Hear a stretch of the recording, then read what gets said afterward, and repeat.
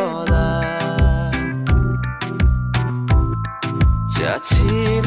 মনে তুমি গোপনে শোনো সেই কথা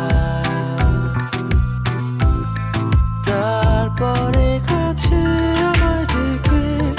তুমি বলো আমাকে শুধু সেই কথা বলো না তুমি সব কিছু যা চায় না